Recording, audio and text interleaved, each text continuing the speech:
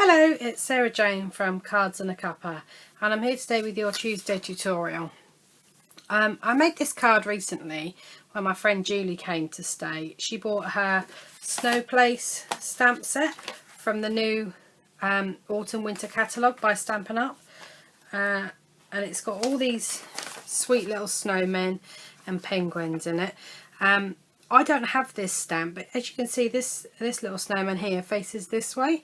I wanted them to face each other, so I did a quick mirror image stamp on this one at the bottom here, so that they were both looking up at the star. Now, I thought I'd share with you how to do it using Barnyard Babies, because there's lots of animals that all face one way or another, and sometimes you want them to face each other. So this is my video tutorial for you. Now, this technique works with pretty much any stamp set you've got.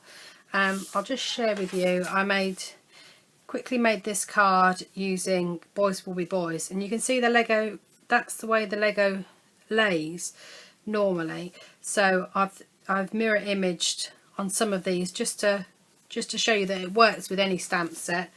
And I've also used the branch from Wonderland to make this card front here, just to show that it works with all of your stamp sets.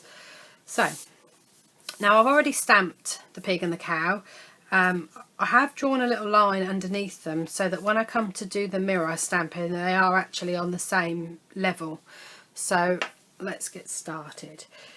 Right, now what you're going to need is a photopolymer stamp that is larger than the image you want to stamp. So I'm using Celebrate Today for this, but any stamp in your stash will work. Photopolymer is easier because then you can see where you're positioning it. Now what you're going to do, this is how you would normally stick this stamp down, because this is the image side, but for this technique you're going to stick it down to your block upside down, because you want the very flat side of the stamp. And then you just ink up your stamp normally. Now when you do this, it can be really slippery, so be careful when you're stamping onto your photopolymer. Press and lift carefully, and then flip it over and stamp as usual. Now you'll notice that it's not quite such a good image as if you were stamping the original stamp. That's okay. All you do is just go back in with your marker to match, and fill in any bits that are not stamped to your liking. This is a smoky slate pen. If you don't have the pen to match the ink pad that you've just used, all you do is you grab a blender pen, the ink pad that you've just used, squeeze the bottom, open it up, and then you've got a puddle of ink in the bottom, same as when you're colouring, and then just take the very point of your blender pen and just use that to just gently fill in any areas that have missed with your shadow stamping.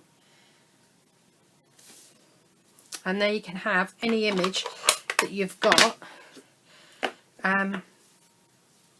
mirrored.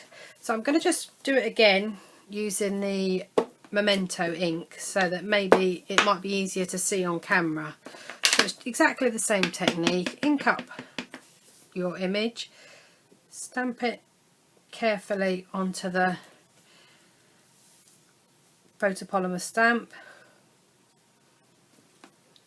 and stamp as usual.